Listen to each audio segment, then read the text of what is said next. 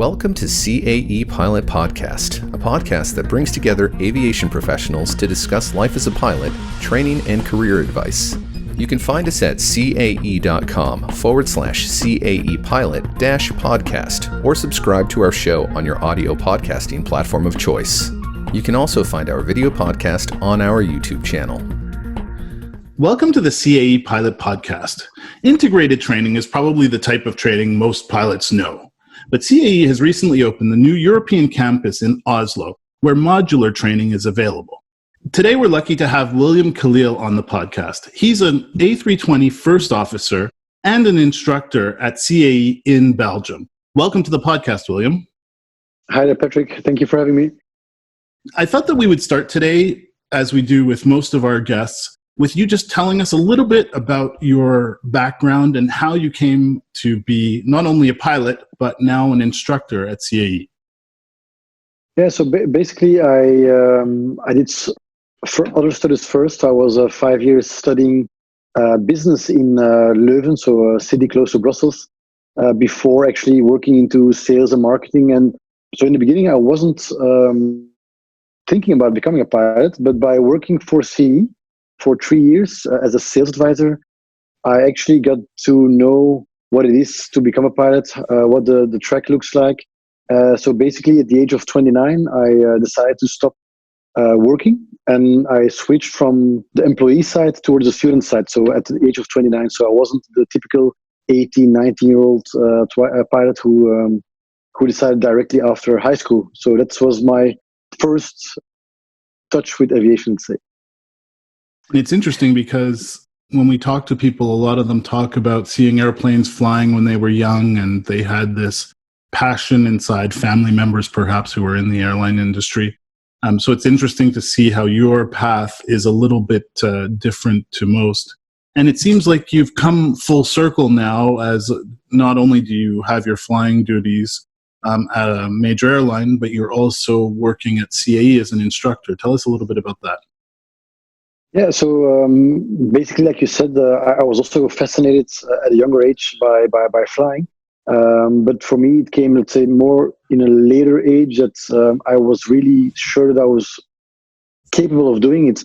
And by flying now for that airline, it also got to help me to become, let's say, an instructor, to get more knowledge and to actually go back to the school, and not as a student, but now, let's say, passing the knowledge from the airline towards the cadet. Like, once I also received high quality training from other airline pilots, and now I'm really happy to be able to do that as well to the next classes to come.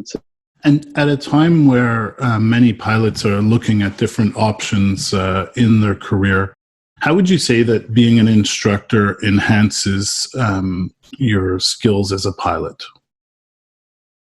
Well, I think that if you have to teach something, you really have to dig deep into the matter. So by looking really deep into the subjects, like you have mass and balance, flight planning, the typical chapters, the typical subjects you need to pass as an ATPL student, well, it really makes you, you gain more knowledge. So in that side, you of course get to know the aircraft better and to get the procedures better. So actually being an instructor, of course, helps you to aim to become a better pilot. Now, tell me, do you get teased a little bit for being an instructor? Because I imagine that you fly with some of the people who you teach. No, actually, as a first officer, I fly with captains, and those captains were once teaching me. So it's quite nice to have that circle from going from student classroom towards cockpit classroom, let's say, and that's really nice. So one day, I hope maybe in 5 to 10 years from now, to be able to sit next to have a student next to me that I once had in my classroom. That would be really a super nice milestone. Yeah, I think that'll be a nice sense of accomplishment for sure. Yeah, definitely. Full circle. Now, let's get into this modular versus integrated training. As we mentioned, we now offer this modular training at CAE Oslo. But let's talk a little bit about the differences between the two. What is modular? What is integrated training? Yeah, sounds good. So basically, to start with integrated training, the training that most people know, is that integrated training is like full-time study. And what I mean is that you really start a training from zero, and it's like a continuous moving train that reaches its end destination, which is, of course, obtaining the pilot licenses to go to the airline. So that's what most people know, is that it's really a 2 years full-time study. And by full-time study, I mean you almost have courses every day in the theory. You try to fly as much as possible in the flight training.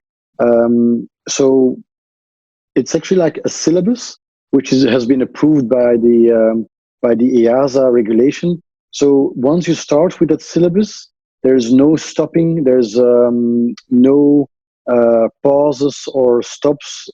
It's really a continuous train to reach your destination. Now, of course, if you have an approved syllabus and every student is following that same syllabus, you have an idea of what the quality of the training looks like. So every flight school has that training program. So of course, even airline looks for new pilots. They know that, okay, if you do an integrated training, they have an idea of how the training looks like because they have an idea of that particular syllabus.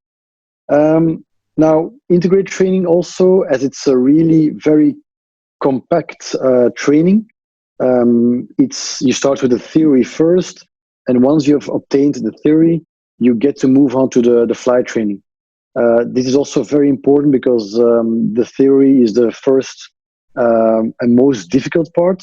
And once you have accomplished this, you can actually start the flight training going from lesson 1 to lesson 120.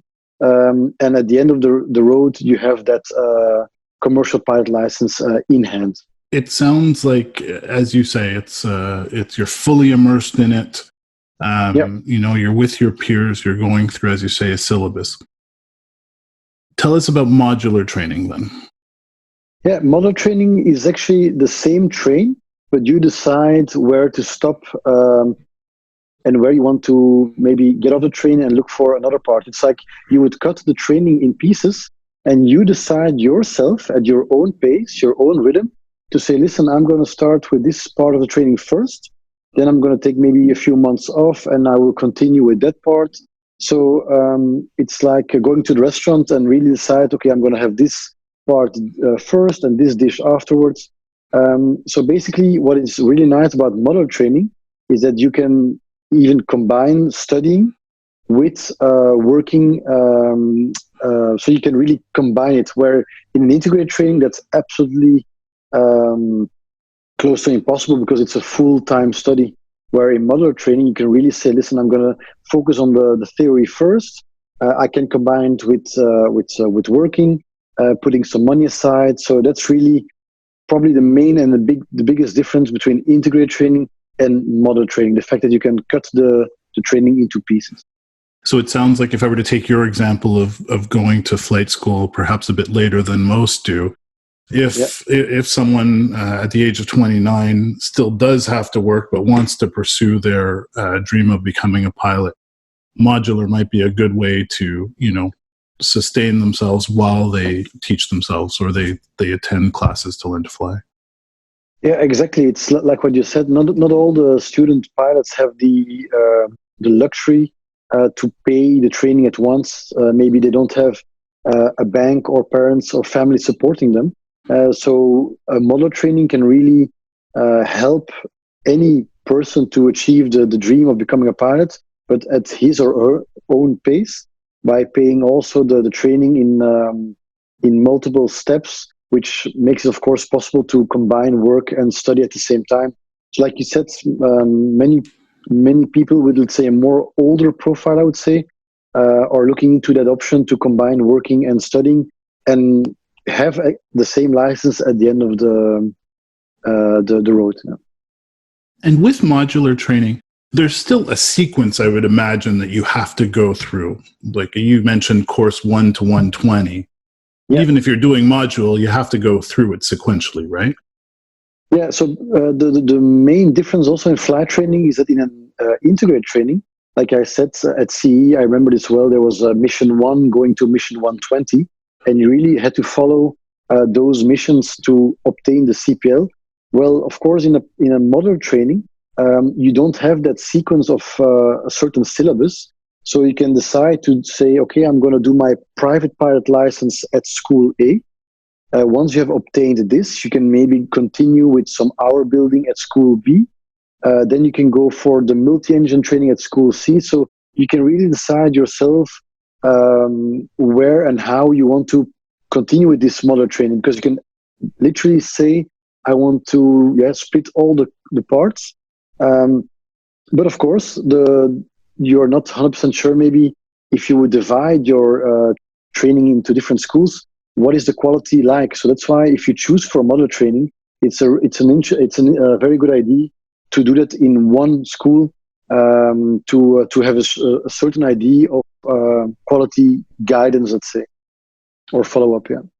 So, I mean, as an example, while someone may choose to go from school to school, if you could do a modular training, you do all of the modules of training at CAE Oslo as an example, so that you have the benefit.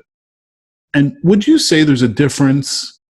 Take out the different schools, obviously, out of the equation. The quality of training between modular and integrated, would you say one is of a better quality than another? Well, not precise quality, but imagine that you are an airline looking for recruitment of new pilots, and you would see that you have an integrated profile and a modular profile. It all will depend on how that student, or in this case, the modular training, looked like. So if you would do a modular training at one school, for example, at CE Oslo or Oxford or other schools in our network, then you would know that doing it in one school, well, the airline has an idea of how the quality looks like, because he has done all the parts at one academy. But if you start shopping, like we call it, like modular shopping, and you do one part in country A, and then you continue another part in country B, well, basically the airline will not know what that quality really is until, of course, they get into the screening part.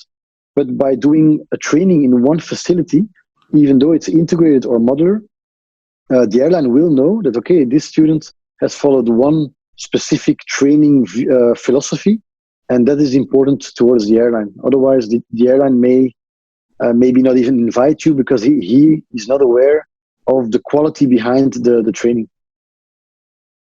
So it sounds like, some people may have to go from one place to another, but certainly staying, as an example, within the CAE network, or limiting the number of schools you go to, is definitely to the advantage of someone pursuing modular training.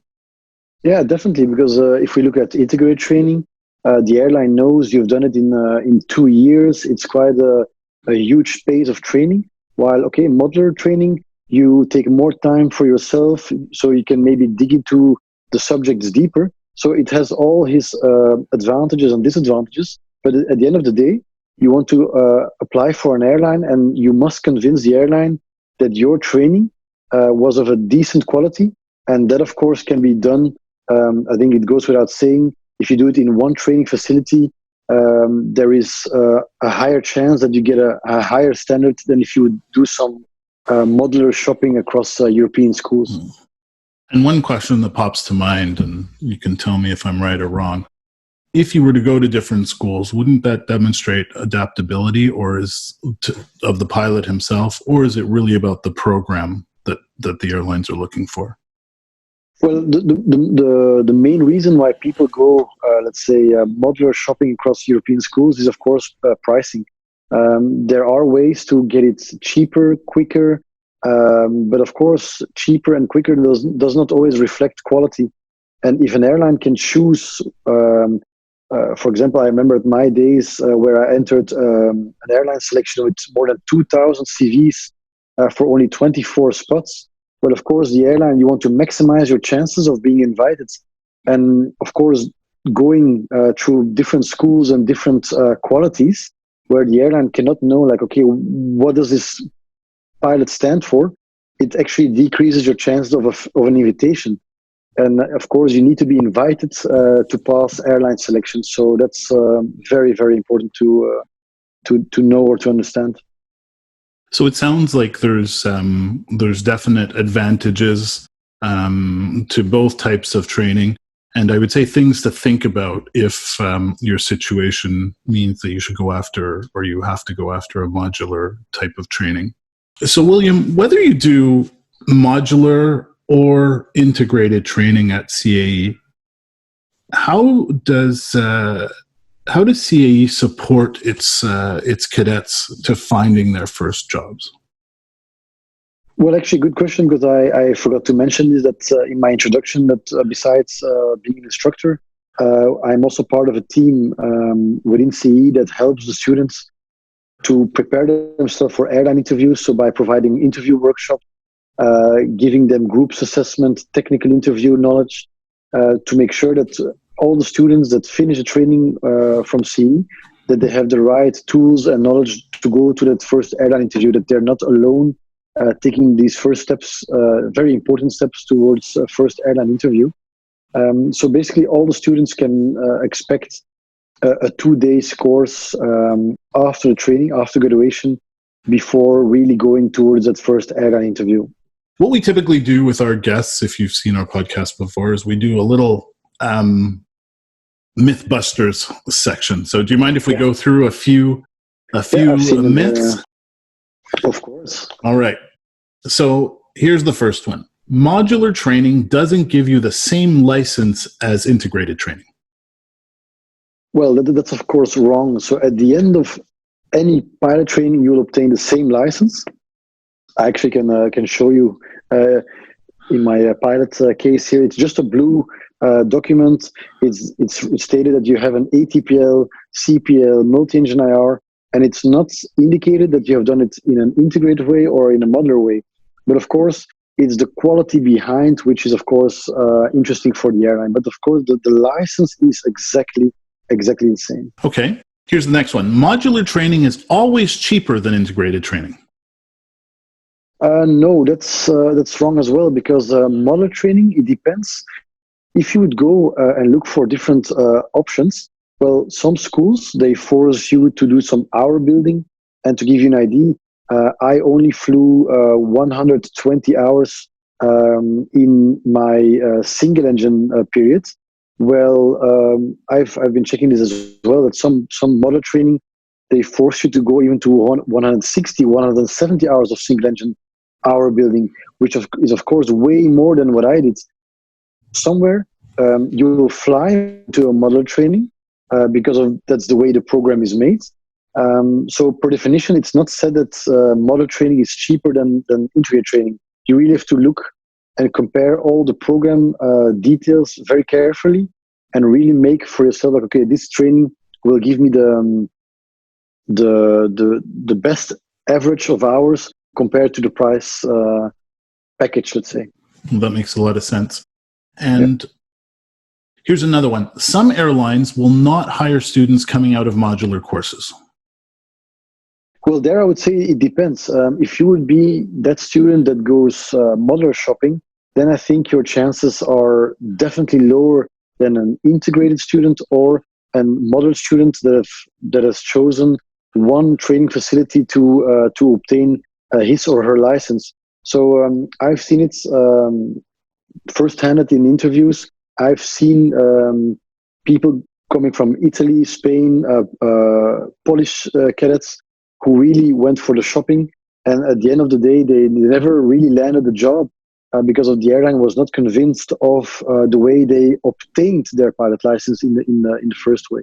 Airlines are reluctant to employ students who have studied each pilot training module in a different school because of the lack of consistency, standards, and performance tracking.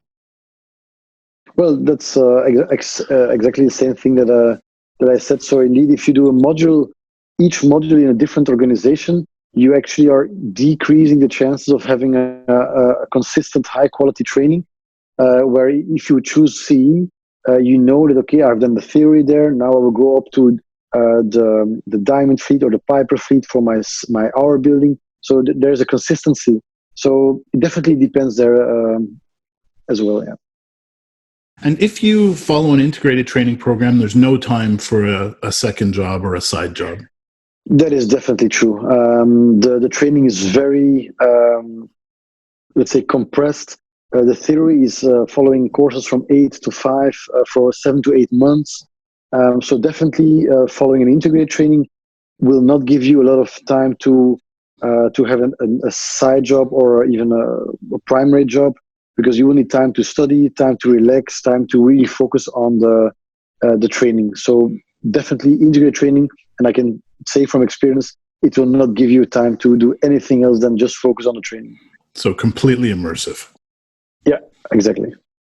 The selection process for modular program is easier than that for an integrated training program. Well, at CE, that is definitely not the case, because we have the same selection procedure. So basically, if we're looking to screen new pilots, we actually have the same, let's say, bar of quality that we're looking for.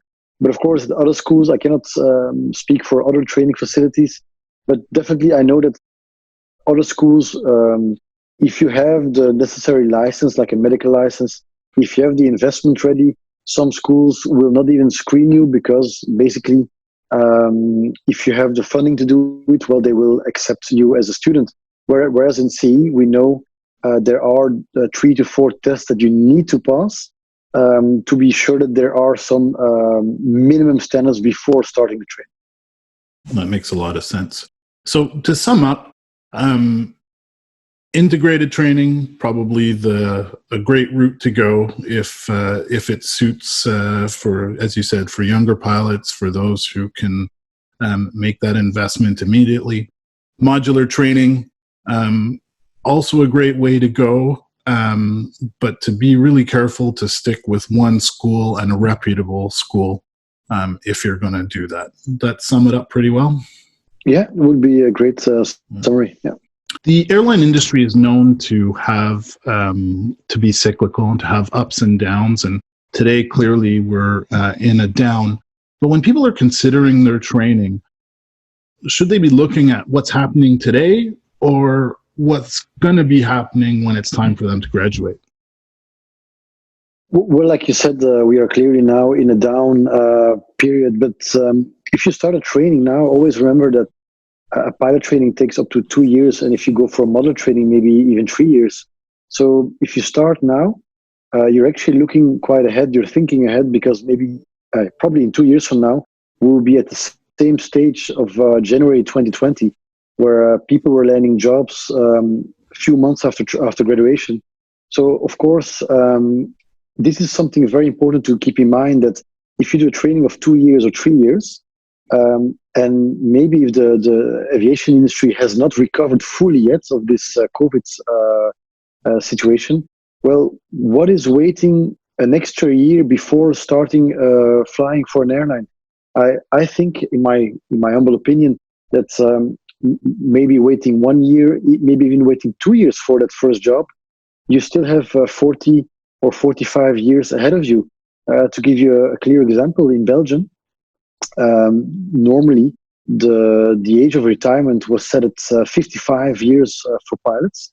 Well, now it has been increased to 65, so that gives all of us 10 years more career path ahead of us, which is quite, of course, it's interesting from a career point of view. So if you would start at 20 or 23 with 2 or 3 years of training and 2 years of waiting, well, you're still very young before starting your full career at an airline. So that's definitely a good thing. But of course, we are hoping that the industry will cover even quicker, so that by 2 years from now, 3 years from now, we're looking at the same rate of placement as we had before the COVID-19. And I think the thing that I'll add here, just from having spoken to many pilots in previous podcasts, is that even your example demonstrates it to a certain extent, is working in aviation, doesn't mean you have to be a pilot right away. I've spoken to pilots who were aircraft groomers in the time where they were looking for their pilot jobs. And it's because they did jobs like that they were able to find their position as a pilot. So I think it's always a good message to remind people that even if it's not a pilot right away, being in the industry in whatever form that takes can be beneficial. Would you agree? Yeah, definitely. I think we were very spoiled in 2015, 2016. I remember myself having 5 airline interviews waiting for me at graduation. So we were very spoiled, and I think it's a bit unrealistic as well, because, like you said, I think it takes quite some time to obtain the license. It takes time for airlines to hire, because they don't always hire at the same time of the year. So doing something in the meantime is actually a very smart idea, working for the airport, working maybe for the airline at ground operations. So not every pilot had that straight going from graduation towards the cockpit. Of course, that can be the aim, but if that's not the right time to do the right time to do that, well, nothing stops us from obtaining another job in the meantime and still working towards that cockpit anyway. And at the end, we'll end there anyway. So despite the downturn, would you say you're optimistic about the future of aviation? Yeah, I think if you have seen the industry growth for the last years, it has been a very good time to become a pilot. Of course, now, let's say that the aviation industry is definitely on a break. But in 2-3 years from now, we'll definitely continue where it left. I think that's a great message for everybody, and I think it's a good place to thank you so much for having been with us, share your knowledge and your experience. And I think your career path as well presents a very interesting profile of person who can still pursue their dreams. It's not something for just someone who's 18, 19 and doing it right out of school. That you can. There's still options out there for people who sort of take a look at it and decide maybe a bit later that flying is really what they want to do. Yeah. Thank you so much for being with us, William. No, thank you. Thank you for having me. And I'd like to remind everyone to please check out airside.aero for lots of great tools and resources for pilots, including, the open positions right now, the CV builder, lots of great stuff on airside.aero. We'll see you next time. CAE Pilot Podcast is brought to you by CAE, the global leader in training for the civil aviation, defense and security, and healthcare markets. For more information, check out cae.com.